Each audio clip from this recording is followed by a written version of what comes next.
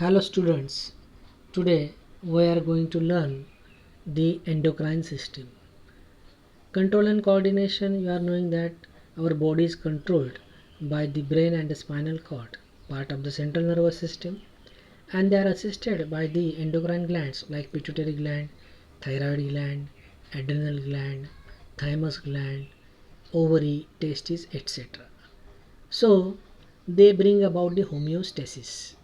So the hormones they are when carried through the ducts called to be the exocrine gland, example liver, and when the hormones they are taken by the ductless gland, that is without duct, called to be the endocrine glands, example pituitary, thyroid, pineal, etc. Now in endocrine system, the endocrine gland secretion is called to be the hormones. In the examination, the question could come, write the properties of the hormones. So what are the hormones? Hormones are produced by the endocrine gland, like the pituitary gland, thyroid gland. Hormones are simple amines. They act as a chemical messenger. The organ on which or the gland on which they act is called to be the target organ. They cannot be reused. They are produced in a very lesser quantity or minute quantity. Example, thyroid stimulating hormone, follicle stimulating hormone, luteinizing hormone, growth hormone. Now major gland is pituitary gland. What is the pituitary gland? Pituitary gland is a master endocrine gland or the queen of the glands. It is located below the hypothalamus. What is hypothalamus? Hypothalamus, it is the part of the brain. Hypothalamus is the part of the brain and hypothalamus is a part of the diencephalon. Diencephalon is the part of the brain. And this pituitary gland is joined to the hypothalamus by infundibular stalk or hypophyseal stalk. Then it has double origin. Upper part of the pituitary gland, it is joined to the throat or pharynx, and that is called to be the Rathke's pouch. So this Rathke's pouch, it is lost in embryonic stage. And another part of the pituitary gland, that is neurohypophysis, it is the downward extension of the hypothalamus. So adenohypophysis and neurohypophysis, they are the two main parts of the pituitary gland. Adenohypophysis develops from the pharynx and the neurohypophysis, it develops from the hypothalamus. So actually it has three parts, the anterior lobe and posterior lobe, but intermediate lobe it is not present in the humans.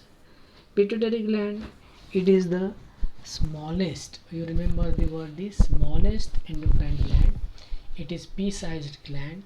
Then it is 10 mm into 6 mm in dimension. Its weight is 0.8 gram. Again it is present in a bone called to be the sphenoid bone, and the name of the cavity is called sella turcica. So multiple choice question. It is lodged in a cavity called to be the sella turcica, and the two main lobes are adenohypophysis and neurohypophysis. In the picture you can see the green portion, that is the adenohypophysis, and the brownish portion is the neurohypophysis. You can see the adenohypophysis is divided into pars distalis, pars intermedia, pars tubularis.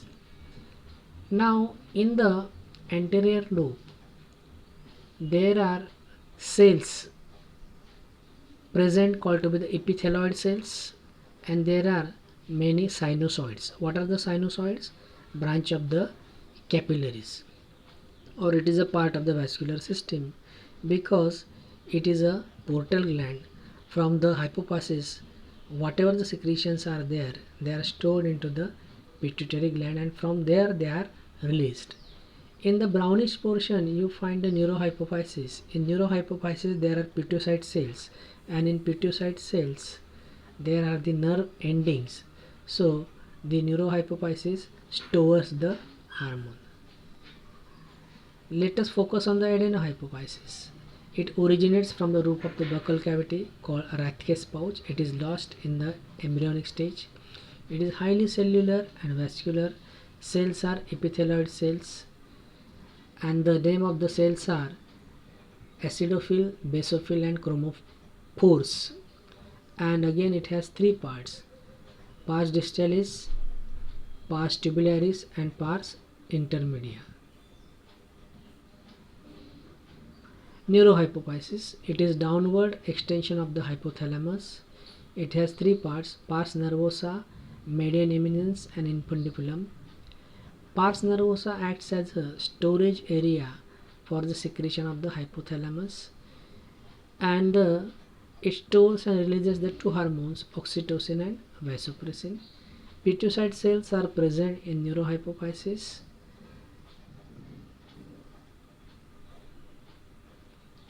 Here I have tried to show the part of the neurohypophysis. There are pituitary cells, and here the oxytocin and vasopressin hormones are stored. They are released by the hypothalamus. Now the question in the examination will be there: explain the hormones of the adenohypophysis. 7 hormones are released by the adenohypophysis: STH or somatotropic hormone, TSH or thyrotropic hormone, ACTH or adrenocorticotropic hormone, prolactin, gonadotropin hormone. Gonadotropin hormones are again divided into FSH, LH, and interstitial cell stimulating hormone. Somatotropic hormone, STH, it is the hormone produced by the adenohypophysis. Mainly the hormones are produced by the pars distalis. It stimulates growth and development of the body because actually it takes part in the protein metabolism. Now, peculiarity of the somatotropic hormone is that if it is produced in a excess quantity, then what are the symptoms? Or lesser quantity, what are the symptoms? We call them to be the disorders. Now, somatotropic hormone. Somatotropic hormone, if it is produced in a, then you will find that the condition in the children, if it is produced in an excess amount, called to be the gigantism. Now see here, this is the condition called to be the gigantism. If it is produced in a lesser amount than normal, then what is the condition?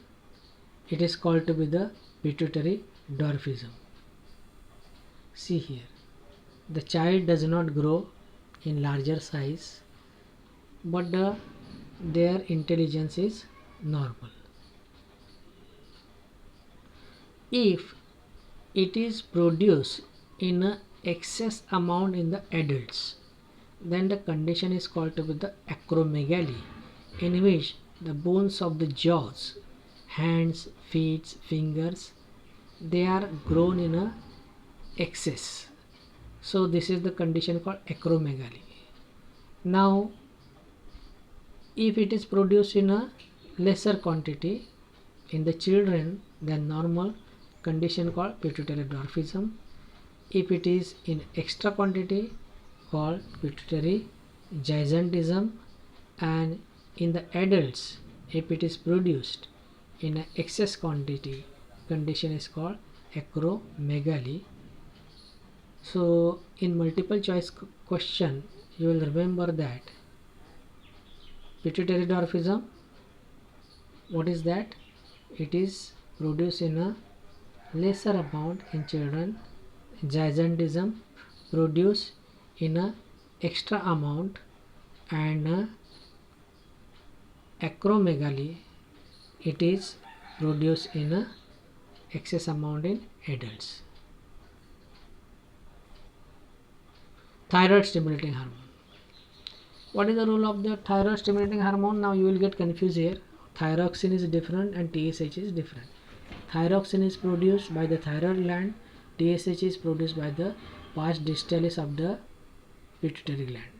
It stimulates thyroid gland to secrete thyroid hormone. It maintains the growth of the thyroid hormone. Adrenocorticotropic hormone. Now, adrenal gland, it has two parts, medulla and cortex. Cortex is the outer part, and these cortex secrete hormones like the cortisol. So the pituitary gland controls the function of the adrenal gland.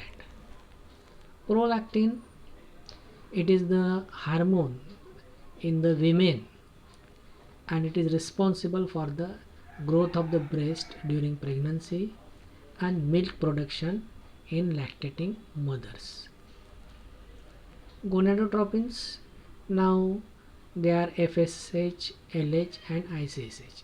FSH, follicle stimulating hormone. After menstruation, follicles are lost in the ovary, and the development of the follicles, ovarian follicles, take place under the control of follicle stimulating hormone of the pituitary gland, that is pars distalis. In males, follicle stimulating hormone is responsible for the formation of seminiferous tubule of the testes. Luteinizing hormone. Now you must know that there is a 28-day cycle in the females. So what happens on the 14th day? There is ovulation. What is ovulation? The release of egg from the follicle, that is called to be the matured follicle or Graafian follicle. And FSH and LH are again responsible for the stimulation of ovaries to produce estrogen also. LH give rise to the formation of corpus luteum and production of progesterone. Now LH, I told you that it is responsible for the ovulation, that is the release of the egg from the Graafian follicle, and when the Graafian follicle becomes empty Graafian follicle is called corpus luteum. This corpus luteum secretes hormone progesterone. ICSH, in the males, the testes produce hormone testosterone. Testosterone is responsible for the development of the secondary sexual characters like the mustache and the beard. So far we studied the 7 hormones of the adenohypophysis. Now the neurohypophysis. Neurohypophysis produces 2 main hormones, that is oxytocin and vasopressin. Oxytocin stimulates contraction of uterus during parturition. During the birth, there is a contraction of uterus and child comes out. Then contraction of the mammary glands to initiate ejection of the milk. So oxytocin causes ejection of the milk, and prolactin causes the formation of the milk in the breast. That is the difference. Multiple choice question. Ejection of the milk depends on the oxytocin. It is also known as birth hormone or milk ejecting hormone. ADH, antidiuretic hormone. When this hormone is lost, there can be loss of urination, and this loss of urination is called diabetes insipidus. Diabetes mellitus means what? Loss of sugar through the urine, and insipidus means loss of water through the urine. Vasopressin, it increases the blood pressure. It stimulates the reabsorption of water in DCT and CT, distal convoluted tubule and collecting tubule. So these are the parts of the uriniferous tubules. Decreases loss of water by reducing urine quantity. So reabsorption of the water depends on the ADH. and again it increases the blood pressure by causing vasoconstriction.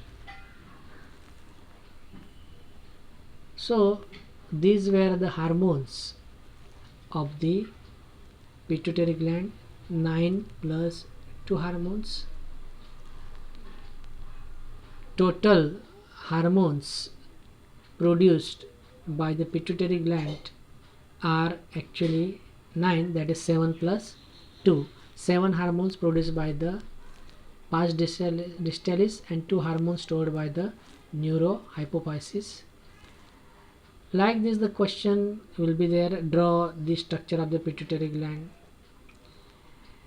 or describe the various hormones produced by the pituitary gland, or the hormones produced by the neurohypophysis. Thank you.